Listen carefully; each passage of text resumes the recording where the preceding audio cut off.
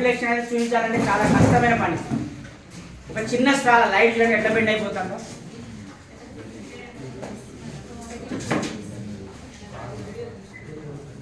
ఒక straw light చూడండి, ప్రతి బౌన్స్ దగ్గర లైట్ డెన్సిటీ ఎక్కువ ఉంటుంది, ఇంటెన్సిటీ ఆఫ్ లైట్ ఎక్కువ ఉంటుంది బౌన్స్ దగ్గర. ఇట్లా మనం ఇట్లా యాంగిల్ మారుతుంటే బౌన్సెస్ మారుతాయి చూడండి. ఇప్పుడు కొన్ని ఉన్నాయి, ఇప్పుడు బౌన్సెస్ ఎక్కువ అయిపోయి. ఇట్లా మనం total internal reflection of light ను ఓఎఫ్సి కేబుల్ లో థిక్నెస్ ఎంత సార్? ఏది మేడం? డబ్బా థిక్నెస్. నేను ఇది యాక్చువల్లీ అక్రిలిక్, ఇది 18 తీసుకున్నా నేను. ఒక బౌన్స్ వచ్చింది సార్, ఐ చేంజ్ చేస్తే కనిపిస్తుంది సార్ ఒక బౌన్స్. ఇప్పుడు నేను ఇప్పుడు ఎన్ని బౌన్స్ వచ్చినాయి సార్? 2 వచ్చినాయి సార్. ఇట్లా నేను ఎదుగుతుండండి అంటే ఇక్కడ నేను కొంచెం బ్యాక్ సైడ్ డార్క్ ఉన్నది బాగా, ఫ్రంట్ సైడ్ ఇంకా కొంచెం పైన సాలిడ్ మెటీరియల్ సార్. ఇప్పుడు చూడండి సార్, ఇది రెక్టిలినియర్ ప్రొపగేషన్. ఇది ఫస్ట్ బౌన్స్ చూడండి, ఎట్లా బౌన్సెస్ ఎట్లా వస్తాయి చూడండి. అంటే ఐ వాల్యూ చేంజ్ చేస్తా అంటే నెంబర్ ఆఫ్ బౌన్సెస్ చేంజ్ అవుతుంది చూడండి.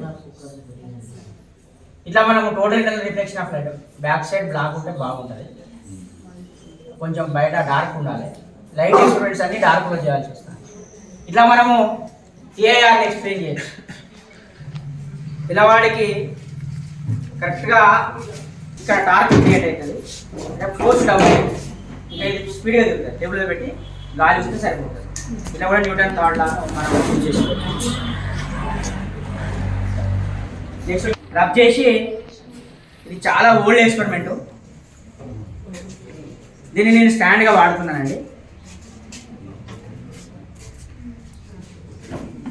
వస్తలేదు, మీరు కంప్లీట్గా ఇన్సులేషన్ అయితే ఇంకా బెటర్ వస్తుంది సార్. మనం కంప్లీట్గా ఇన్సులేషన్ అయితే మనం కూడా ఎర్తింగ్ అవుతుంటాం, ఎందుకంటే కండక్టివిటీ నేచర్ ఉంటుంది కదా, కొన్ని మనకు ట్రాన్స్ఫర్ అవుతాయి. కానీ నేను దీన్ని సెకండ్ యాంగిల్ చేద్దాం, అది రాదు ఇప్పుడు నాకు. ఈ ఎక్స్పెరిమెంట్కు ఇంకొకటి ఉన్నది ఇందులో కంటిన్యూషన్, అది నాకు రాదు ఇప్పుడు, దాని రిజల్ట్ రాకపోవచ్చు, చూద్దాం. ఎనీహో సార్ అన్నట్టు ఇప్పుడు నేను ఒక డైరెక్ట్ కాంటాక్ట్లో లేనండి, లేకుండా కూడా చూద్దాము. రాదు సార్, అట్లా కింద పడ్డా కూడా రాదు కదా, వచ్చేస్తే కింద పడ్డా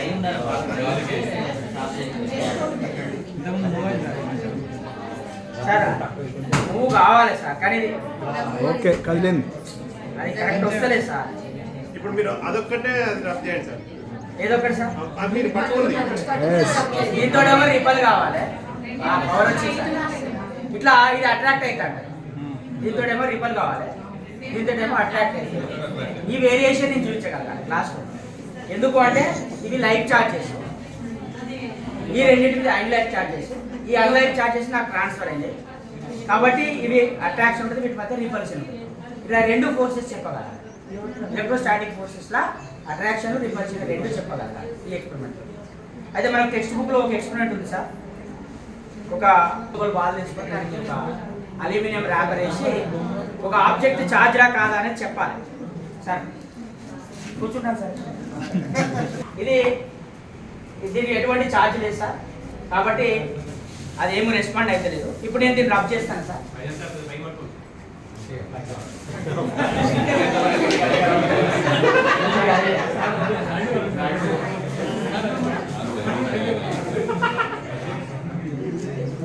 వస్తలేదు సార్, టెంపరేచర్ ఇష్యూ ఉన్నది,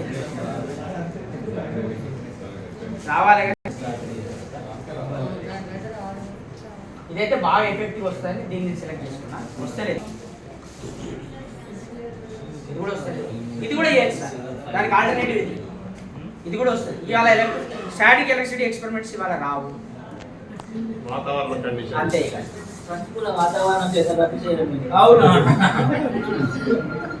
దీనికి దానికి సేమ్ ఉంటుంది. అంటే మనం గ్లాస్ దాన్ని ఇన్వర్ట్ చేసి దాంట్లో కూడా పెట్టుకోవచ్చు. ఏం లేదు సార్, ఎయిర్ డిస్ట్రిబ్యూషన్ అవాయిడ్ చేయాలి మనం. ట్రాన్స్పరెంట్ అయి ఉండాలి, మాకు రెండు కండిషన్స్ చూసుకుంటే సరిపోతుంది. ఇది same method, aluminium foil, metallic wire, ఏదైనా తీసుకోవచ్చు. మెటాలిక్ వైర్ కాపర్ తీసుకోవాలండి, బైండింగ్ వైర్ తీసుకుని వస్తుంది. ఇట్లా మనము వాటికి ఆల్టర్నేటివ్స్ తీసుకోవడం బెటర్ అనేది. ఓకేనా సార్? నెక్స్ట్ ఇక ఇది మ్యాగ్నెటిక్ లిమిటేషన్ అంటాం సార్. ఇవి లైట్ పోల్స్ కాబట్టి రిపల్ అవుతాను. సారీ సార్, మీకు అక్కడ వరకు రీచ్ కాలేకపోతున్నా. మీరు అది పట్టుకోండి. ఓకేనా సార్, ఇది మ్యాగ్నెటిక్ లిమిటేషన్ అంటాం సార్. రీజన్ ఏంటంటే అపోజిట్ గా లైట్ పోల్స్ వాటి రిపల్ చేస్తాను సార్. దీన్నే లిమిటేటింగ్ రింగ్ ఎక్స్పెరిమెంట్ ఉంది సార్ మనకు. అది ఎందుకు లిమిటేట్ అవుతుందో ఒకసారి చూద్దాం సార్.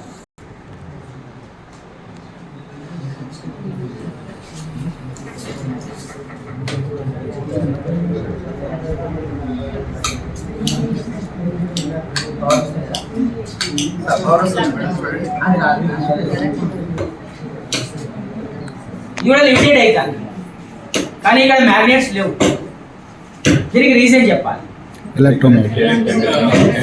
ఎలక్ట్రోమైగ్నేషన్. ఓకే సార్, దీన్ని ఎక్స్ప్లెయిన్ చేసే ముందు ఇంకొక మెథడ్ పోదాం సార్. ఇట్లా ఈ కాయిల్ నేను పవర్ కనెక్షన్ ఇస్తాను. ఓకేనా సార్, ఇచ్చే మ్యాగ్నెటిక్ లైన్స్ ఆఫ్ ఫోర్స్ ఎట్లా ఫామ్ అవుతాయి, నేను బోత్ సైడ్స్ రెండు కంపాసెస్ పెడతాను. వాటి డిఫ్లెక్షన్ ఎట్లా ఉండదు చూద్దాం సార్. ఇది అవసరం లేదు కదా sir. Iron foil circular coil behaviour sir.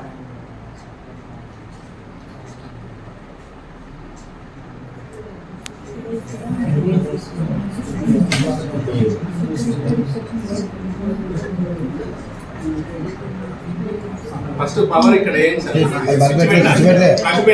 Plug పెట్టండి. ఇప్పుడు పెట్టండి, ప్లగ్ పెట్టండి. ఇక్కడ నేను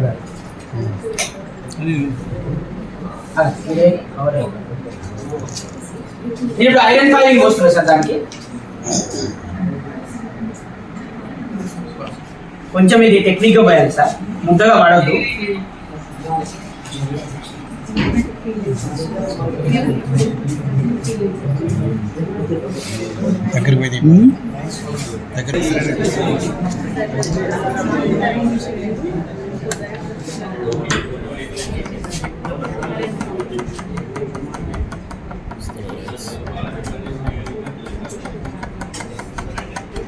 సర్క్యులర్ రింగ్స్ ఏర్పడాయి సార్. ఇటు సర్క్యులర్ రింగ్స్, ఇటు సర్క్యులర్ రింగ్స్ ఏర్పడాయి. ఇట్లా మనము so the behaviour of a coil is like a ring magnets.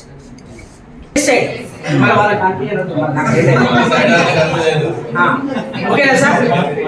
So ring magnet behaviour, current carrying wire behaviour, coil behaviour is same. దీనికి ఒక చిన్న లాజిక్ ఉంది సార్. అంటే ఇప్పుడు దీనికి ఇటు నార్త్, ఇటు సౌత్ అనుకోండి. ఇటు సైడ్ ఒక కంపాస్. ఓకేనా సార్. ఇప్పుడు పవర్ ఆన్ చేసి చూద్దాం సార్. పదే ఐడియా ఇచ్చింది.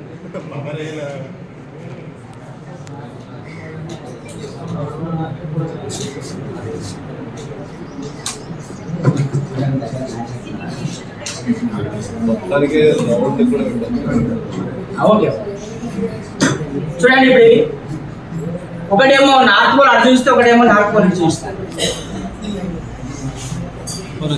మీకు అది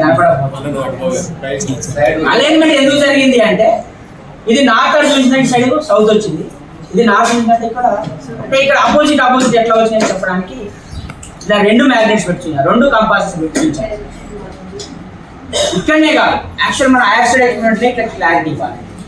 ఐఆర్సీ ఎక్స్పెరిమెంట్ మనకి ఎట్లా ఉండదంటే ఇట్లా ఉండదండి. ఒక వైర్ మీద కంపాస్ పెట్టి బ్యాటరీ కనెక్షన్ ఇవ్వాలి.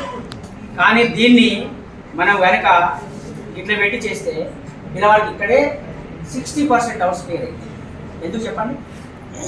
ఒకటేమో వైర్ పైన పెట్టిన, ఒకటేమో వైర్కో అంటే ఒక సైడ్ నార్త్ పోల్, ఒక సైడ్ సౌత్ పోల్ అయిపోయింది. ఈ రెండింటి యొక్క డిఫ్లెక్షన్స్ ఆపోజిట్ ఉంటాయి. ఇప్పుడు పవర్ కనెక్షన్ ఇచ్చి పిల్లవాడికి చూపించాలి. దీని డిఫ్లెక్షన్ ఆపోజిట్ ఉంటుంది. రీజన్ ఏంటిది అంటే కరెంట్ క్యారింగ్ వైర్కు ఒక సైడ్ ఏమో నార్త్ పోల్ ఫామ్ అవుతుంది, ఒక సైడ్ ఏమో సౌత్. అట్లా చెప్పడం కోసం ఈ కంపారిజన్ వాడంటే ఆ కాయిల్ మ్యాగ్నటైజ్ అవుతుంది. అక్కడ వరకు ఓకే. కాయిల్ అనుకోండి, ఇది కరెంట్ పోయినప్పుడు ఇది మ్యాగ్నటైజ్ అవుతుంది. ఒక సైడ్ నార్త్ వస్తుంది, ఒక సైడ్ సౌత్ వస్తుంది. కానీ నేను ఏసీ కరెంట్ తీసుకున్నాను, అది సెకండ్కు 50 to 60 టైమ్స్ డైరెక్షన్ చేంజ్ అయింది. చేంజ్ అయిన ప్రతిసారి పోల్స్ చేంజ్ అవుతాయి. ఈ పోల్స్ చేంజ్ కావడం వల్ల ఏమవుతుంది అంటే ఫ్లక్స్ చేంజ్ వస్తుంది. దీనిపైన ఏముంది సార్, ఒక రింగ్ ఉంది. ఆ రింగ్లో ఫ్లక్స్ చేంజ్ కావడం వల్ల అందులో ఇండ్యూస్డ్ కరెంట్ వస్తుంది. దాన్ని ఫ్యారడే అంతేనా. ఆ ఇండ్యూస్డ్ కరెంట్ ఏమైతే దాన్ని మ్యాగ్నెటైజ్ చేస్తుంది. అందుకే మనకు ఏసీ మోటార్లో మ్యాగ్నెట్స్ కనపడే, అగ్రికల్చర్ మోటార్లు ఉంటాయి కదా, అది ఎక్కడ మ్యాగ్నెట్ కనపడే.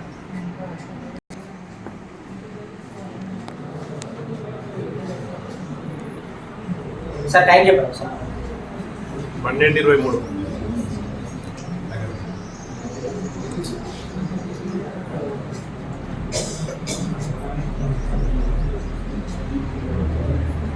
సార్ మనం మ్యాగ్నెట్స్ తోటి చేస్తే కొంచెం రిజల్ట్ తక్కువ వస్తుంది సార్. నియోడినం మ్యాగ్నెట్స్ తోటి చేస్తే ఎక్కువ వస్తుంది సార్ రిజల్ట్. సార్ నేను నార్త్ పోల్కు 2 మ్యాగ్నెట్స్ స్టిక్ చేసిన సార్, ఆటోమేటిక్గా ఇది ఏమైతే సార్ సౌత్ పోల్ వస్తుంది.